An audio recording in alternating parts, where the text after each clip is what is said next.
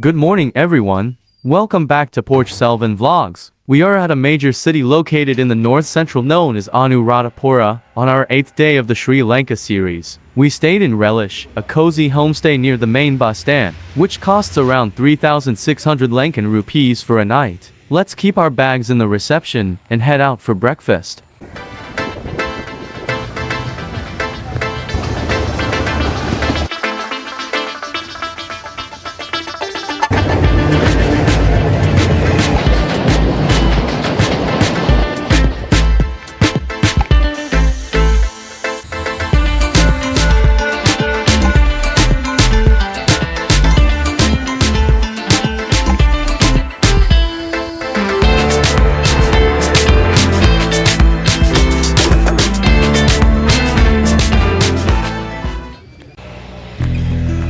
After walking for some time, we took a tuk-tuk from the bus stand and reached a place to eat called Sri Devi. This family restaurant serves an excellent buffet breakfast in the city. They had many varieties of dishes for such a price. We tried the string hoppers, chicken curry, some red rice, and their signature coconut sambal. We loved it.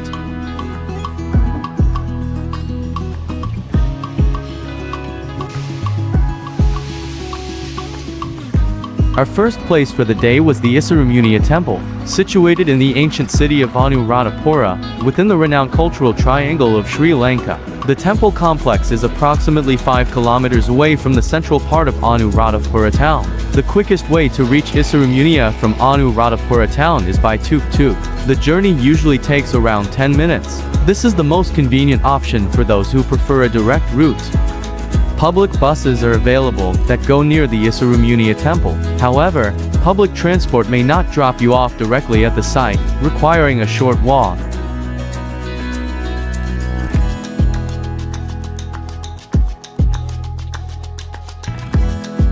There is a nominal entrance fee, and tickets can be purchased at the main gate. The temple is generally open from sunrise to sunset, although specific times may vary on religious or public holidays.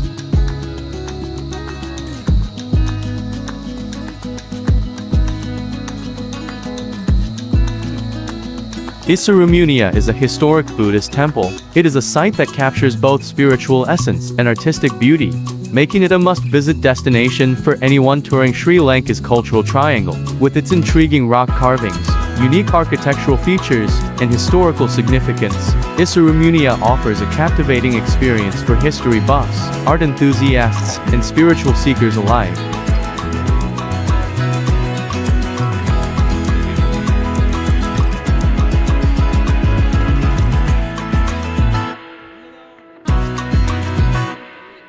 Isaramuniya dates back to the early Anuradhapura period, with its origins traced to the reign of King Devanampiya Tissa, who ruled from 307 BC to 267 BC. The king is credited with beginning the construction of this monastic complex, designed to accommodate up to 500 monks. Over time, the temple has been expanded, renovated, and altered by successive rulers and patrons. Yet, despite these changes, it has managed to preserve its original aura of historic significance.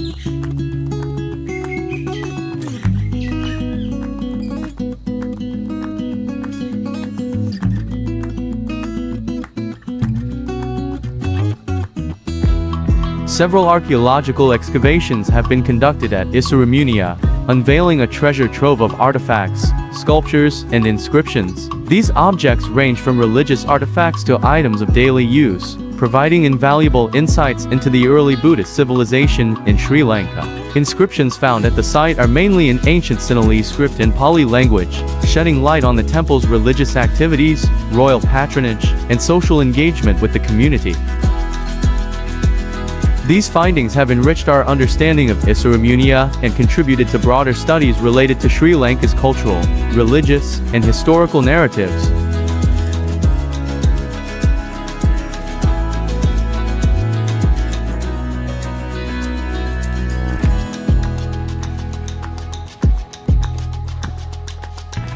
Isaramuniya's historical richness is well preserved, making it a subject of continuous study and admiration. Several local and international organizations, including the Sri Lankan Department of Archaeology, have been involved in preservation efforts. Today, The temple serves not only as a pilgrimage site but also as an educational hub for students of history, archaeology, and religious studies.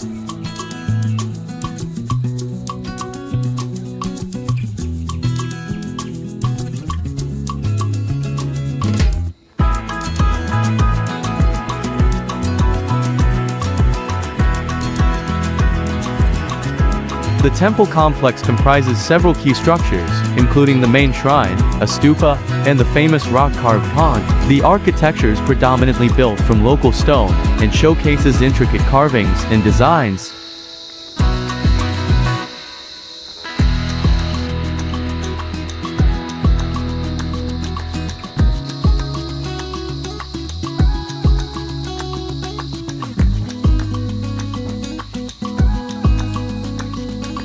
One of the most unique architectural features of Isaramunia is its rock-carved pond. This pond was designed to collect rainwater and is a fine example of ancient water conservation techniques. It was a great experience to visit such a historic site and one of Sri Lanka's cultural triangles.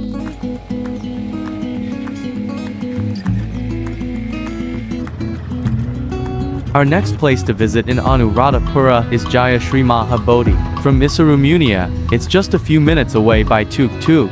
You'll find plenty of tuk-tuks and taxis available for this short journey. You can always use the hailing apps like PickMe or Uber for tuk-tuks and taxis in Sri Lanka.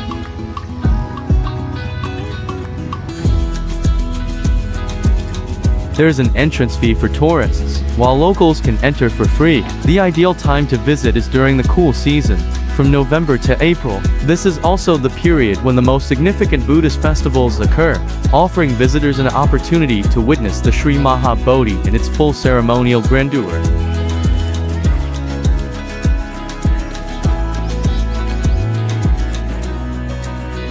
The Jaya Sri Maha Bodhi is recognized as one of the oldest living trees. This sacred fig tree is directly linked to the life and teachings of Gautama Buddha. If you're looking to immerse yourself in spirituality and historical significance, a visit to Sri Maha Bodhi is a must.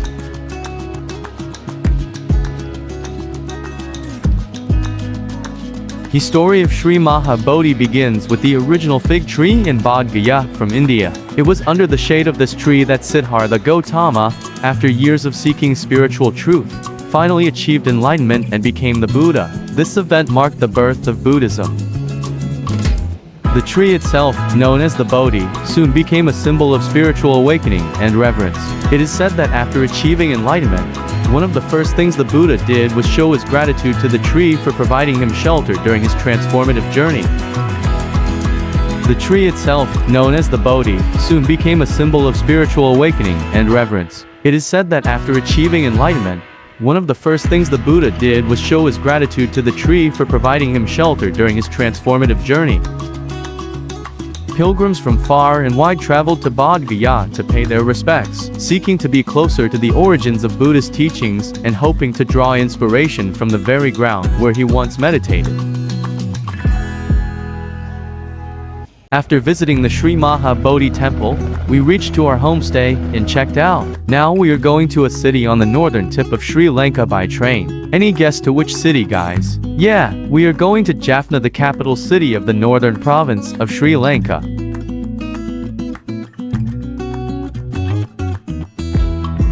We are here at Anuradhapura railway station, a historical site once serving as the capital for over 600 years. The station, part of the Northern Line, offers services like the Yaldavi train. It was constructed in the early 1900s and has since been an important stop on this railway line.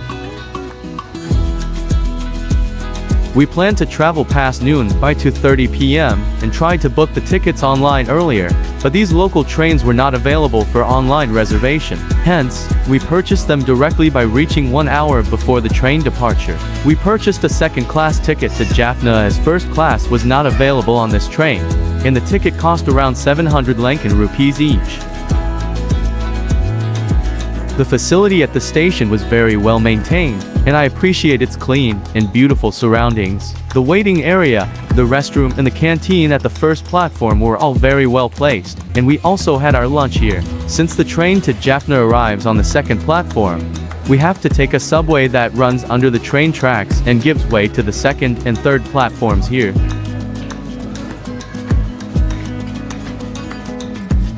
We thoroughly enjoyed exploring Sri Lanka's cultural triangle. Although with a little one in tow, we didn't manage to see all the sights. The temples in the sacred city of Anuradhapura and the medieval kingdom of Polonnaruwa were very impressive.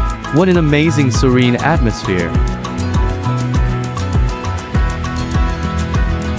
The train arrived a few minutes late and departed shortly after. All over Sri Lanka, the rail tracks, the coaches and trains were used from the British era. Although the second-class coaches were neat and well maintained, but the train ride was always bumpy and noisy around here.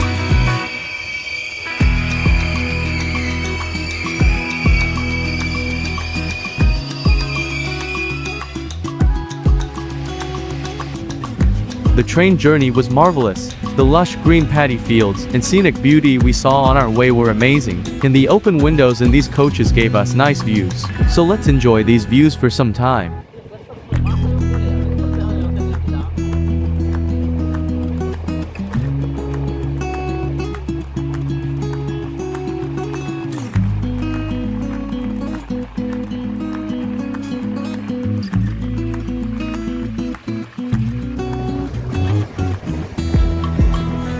As you travel toward the north of Sri Lanka, you can see a lot of differences in many forms. You can see many paddy fields and empty lands all over the place, and many Hindu temples rather than the Buddhist stupas. The train was quite empty until we reached Vavuniya station, where many passengers boarded. From here, the train switched to another track and halted there for almost 30 minutes.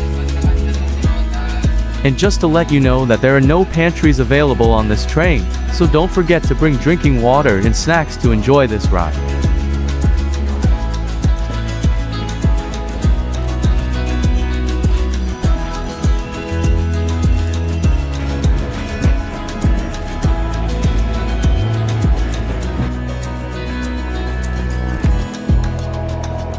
As time passes by, you find the sun moving towards the west for sunset, where you can witness beautiful salt lakes on your left. The sun's reflection on the lake gives you an excellent view. This place is known as the Elephant Pass, a narrow isthmus on the Sri Lankan mainland that connects the Jaffna Peninsula to the rest of the island, separated by a shallow lagoon of the same name.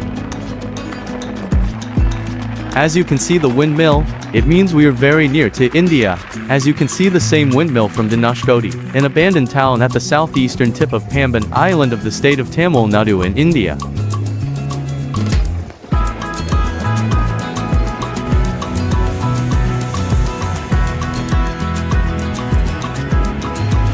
After a 4.5-hour train ride we reached Jaffna, the northern tip of Sri Lanka around 7 p.m. Jaffna is the cultural center for Sri Lanka's Tamil-speaking population and was once the capital of a powerful medieval Tamil kingdom.